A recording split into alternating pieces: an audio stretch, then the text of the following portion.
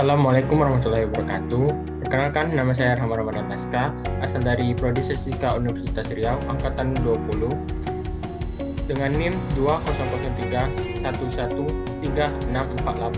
Di sini saya akan menyampaikan materi Pancasila yang berjudul Hakikat Sila-Sila Pancasila. Selamat menyaksikan. Yang pertama, pengertian hakikat. Yang kedua, kelima sila Pancasila merupakan satu kesatuan. Yang ketiga, kesatuan sila-sila Pancasila. Keempat, hakikat sila-sila Pancasila.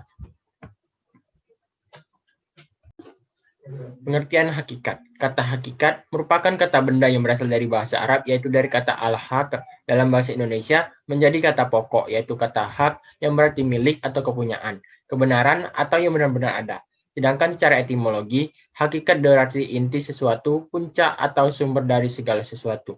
Dapat disimpulkan bahwa hakikat adalah kalimat atau ungkapan yang digunakan untuk menunjukkan makna yang sebenarnya atau makna yang paling dasar dari sesuatu seperti benda, kondisi, atau pemikiran. Selanjutnya, kelima sila Pancasila merupakan suatu kesatuan. Pertama, Pancasila susunannya majemuk tunggal. Dua, Pancasila bentuk susunannya hierarki piramidal. Pancasila susunannya majemuk tunggal. Majemuk tunggal merupakan satu kesatuan yang bersifat organis. Pertama, terdiri dari bagian-bagian tidak terpisahkan. Dua, masing-masing bagian mempunyai fungsi dan kedudukan tersendiri.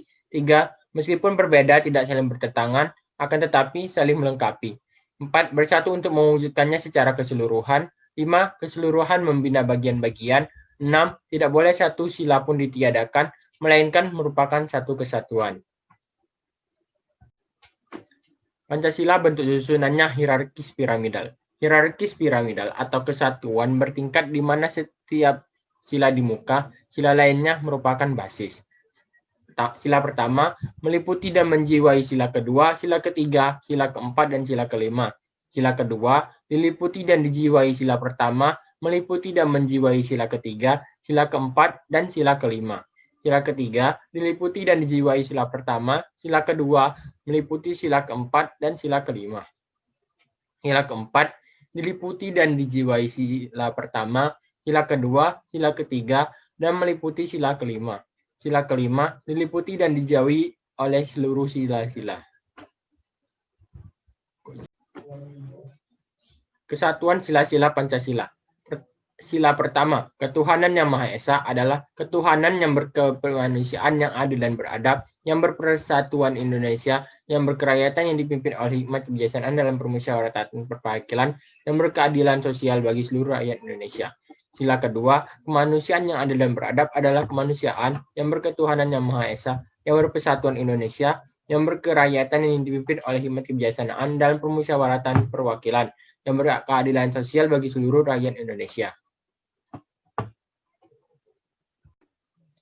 Sila ketiga, persatuan Indonesia adalah persatuan yang berketuhanan yang Maha Esa, berkemanusiaan yang adil dan beradab, yang berkerakyatan, yang dipimpin oleh hikmat kebijaksanaan dalam permusyawaratan perwakilan, yang berkeadilan sosial bagi seluruh rakyat Indonesia. Sila keempat, kerakyatan yang dipimpin oleh hikmat kebijaksanaan dalam permusyawaratan perwakilan adalah kerakyatan yang berketuhanan yang Maha Esa, kemanusiaan yang adil dan beradab, yang berpersatuan Indonesia, yang berkeadilan sosial bagi seluruh rakyat Indonesia.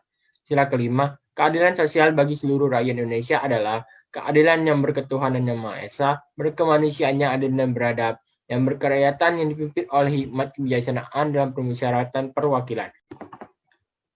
Hakikat sila-sila Pancasila.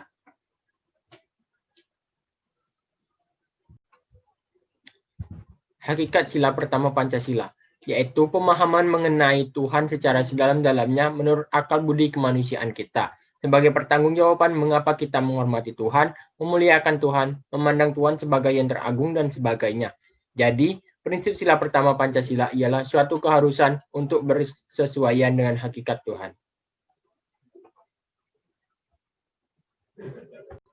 Hakikat sila kedua Pancasila, yaitu pemahaman yang sedalam-dalamnya mengenai manusia yang seutuhnya, bukan penyebutan manusia secara segmental, misalnya Homo economicus, Homo faber, Homo homini lupus, dan sebagainya.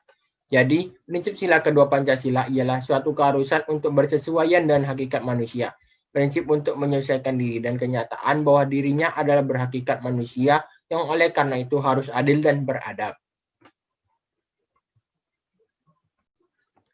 Hakikat sila ketiga Pancasila. Kata persatuan berasal dari kata dasar satu. Prinsip sila ketiga Pancasila ialah suatu keharusan untuk bersesuaian dan hakikat satu. Maknanya, hakikat satu adalah suatu prinsip untuk tetap utuh, pantang menolak untuk dipecah belah. Sebagai bangsa mempunyai kepribadian sendiri, sebagai negara senantiasa merupakan negara kesatuan yang utuh, benar-benar mandiri baik sebagai negara maupun bangsa.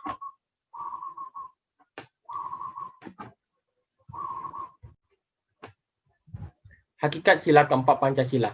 Perkataan kerakyatan berasal dari kata dasar rakyat. Prinsip sila keempat Pancasila ialah suatu keharusan untuk bersesuaian dengan hakikat rakyat. Hakikat rakyat ialah jumlah keseluruhan warga dalam lingkungan daerah atau negara tertentu. Dalam hal ini ialah negara Republik Indonesia. Dan segala sesuatunya meliputi seluruh atau semua orang yang menjadi warga kebersamaan tersebut. Jadi kesesuaian dengan hakikat rakyat ialah kesesuaian dengan jumlah keseluruhan warga tersebut dalam hal sikap, pendapat, dan kepentingannya. Hakikat sila kelima Pancasila. Perkataan keadilan berasal dari kata dasar adil. Prinsip sila kelima Pancasila ialah suatu keharusan untuk bersesuaian dengan hakikat adil. Hakikat adil ialah telah dipenuhinya hak yang ada di dalam hubungan hidup dengan pengertian bahwa wajib harus didahulukan daripada hak. Di dalam setiap hubungan hidup itu selalu dan pasti terdapat yang namanya hak dan wajib. Jadi pada sila kelima ini tekanannya ialah pada hubungan antara masing-masing warga negara dan pemerintah negara dan sebaliknya. Hubungan antara sesama warga negara secara timbal balik. Baiklah, sekian dan terima kasih atas penjelasan saya hari ini. Apabila ada salah kata saya mohon maaf, kepada Allah saya mohon ampun. Saya akhiri. Wabillahi taufiq wal hidayah. Wassalamualaikum warahmatullahi wabarakatuh.